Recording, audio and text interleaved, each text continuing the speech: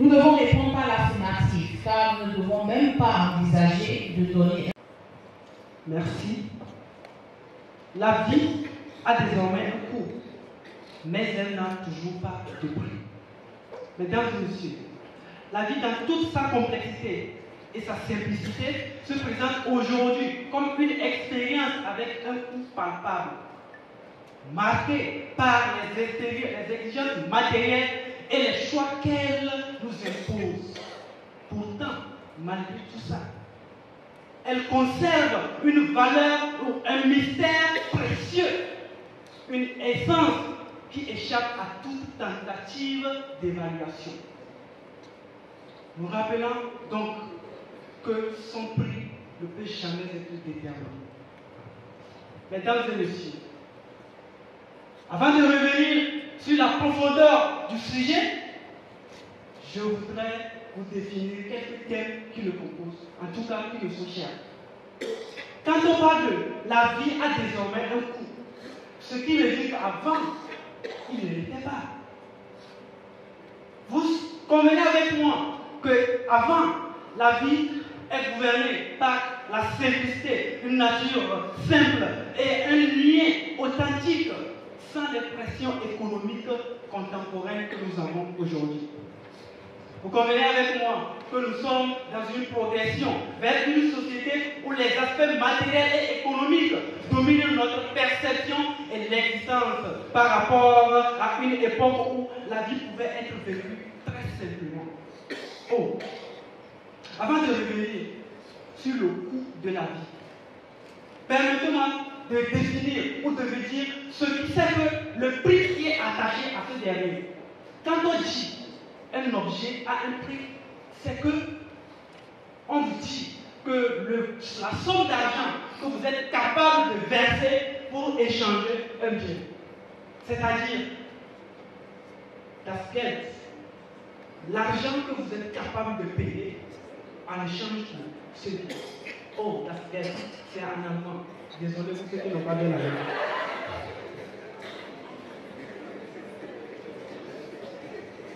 Si je vous dis que ce micro, je connais ce prix, c'est que je vous donne toutes les garanties nécessaires pour vous permettre, lorsque vous irez au magasin, si je vous dis par exemple, il coûte à 10 000 francs, vous le trouverez à 10 000 francs. Soit c'est en baisse un peu ou à la hausse, mais vous ne pouvez pas, c'est-à-dire que le prix est déjà déterminé.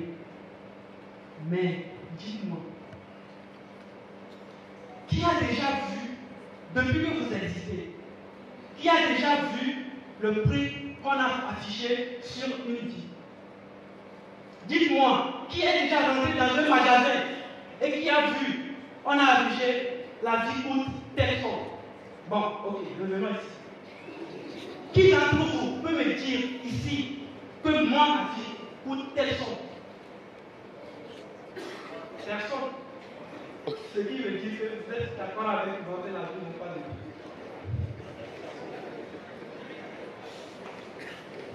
C'est pourquoi moi je soutiens et je déclare fort que la vie est précieuse, elle est inestimable et elle ne pourra jamais avoir de vie. Même les grands mathématiciens, les Pythagore, tout ce que vous savez, ils n'ont pas pu trouver une formule où personne n'a osé déterminer une formule pour dire qu'avec ça, si nous combinons tout ça là, nous pouvons trouver la valeur de la vie, le prix qu'on peut attribuer à une vie. Mais vous ne trouvez pas que c'est normal que la vie n'ait pas de prix?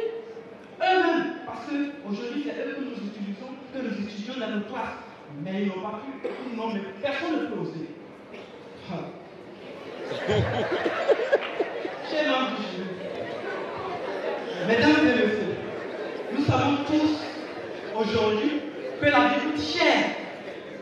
Et pour vivre une vie décente et épanouie, il faut payer le prix. D'ailleurs, tout le monde paye les prix dans tous les domaines.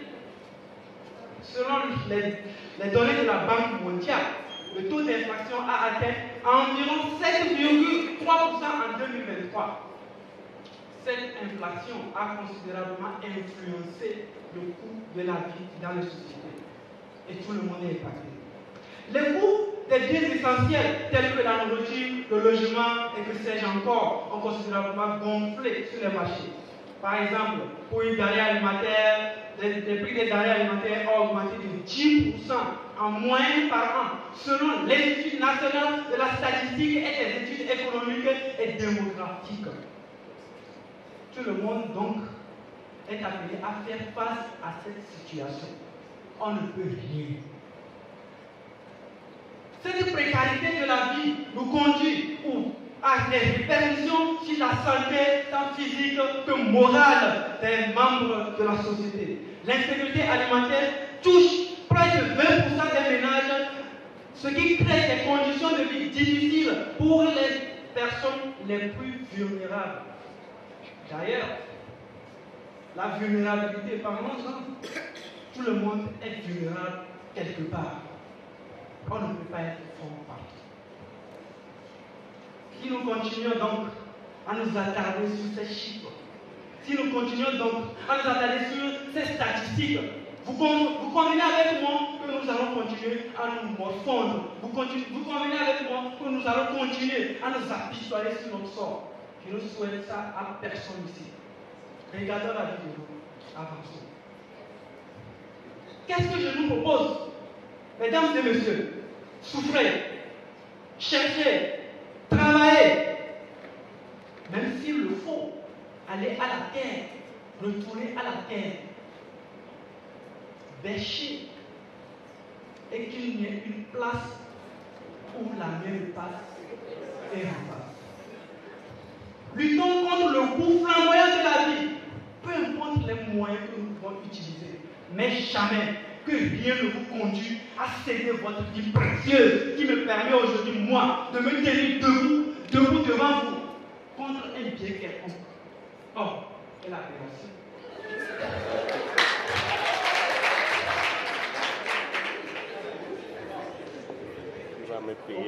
Je vous mets en défi. Mesdames et messieurs, je vous donne un défi. Que chacun regarde autour de lui. Qui a déjà vu chose semblable? Quelqu'un qui le ressemble, quelqu'un qui peut le remplacer. Qui a déjà trouvé? Ou dans le monde entier, on a des choses, mais nous avons une seule empreinte digitale. C'est que nous sommes unis. Telle est la vie. Elle est authentique. Elle ne peut être changée. Elle n'a pas de photocopie ni de duplicata. C'est l'original ou rien. Bravo!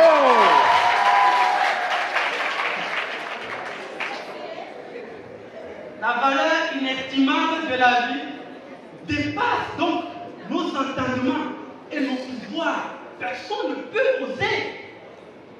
Même les textes consacrent dans leur rigueur la sacralité de la vie. Revenons au pays.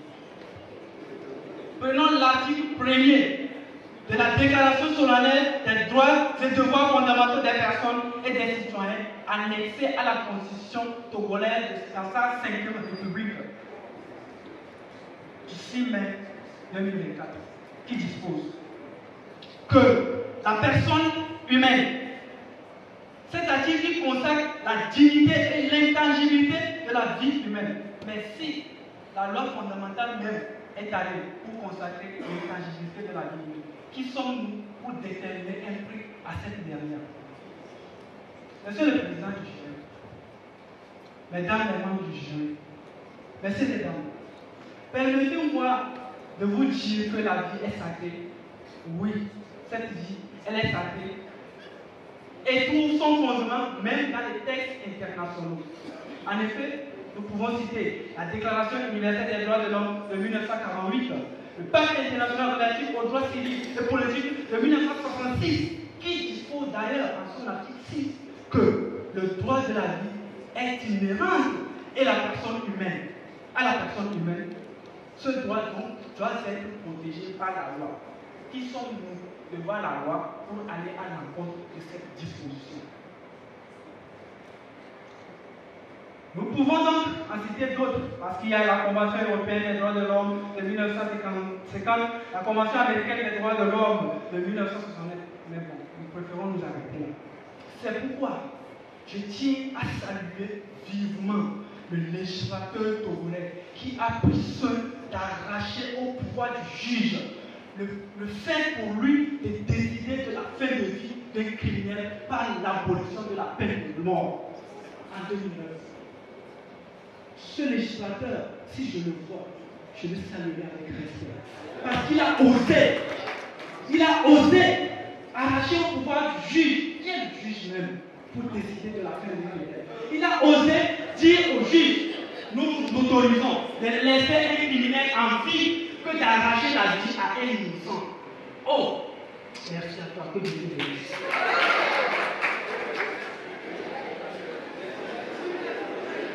Si même la loi rend indisponible le corps humain, qu'en est-il de la vie? Mesdames et messieurs, là où je suis, si on m'ampute ce bras, je peux vivre. On peut m'amputer tous les 4 membres, je peux vivre.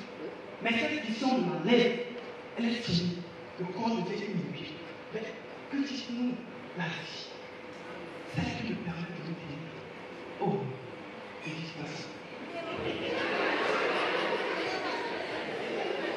Par quelle alchimie pouvons-nous faire revenir quelqu'un à qui nous avons arraché la vie? Je lance donc un appel à tous les gens ici. Je vous prêche un évangile nouveau. Je suis un évangéliste. D'abord, ne faites pas comme Isaïe, le fils d'Isaac, qui à cause d'une faim passagère a vendu son droit d'aînesse à son jeune frère Jacob. Go de la libération.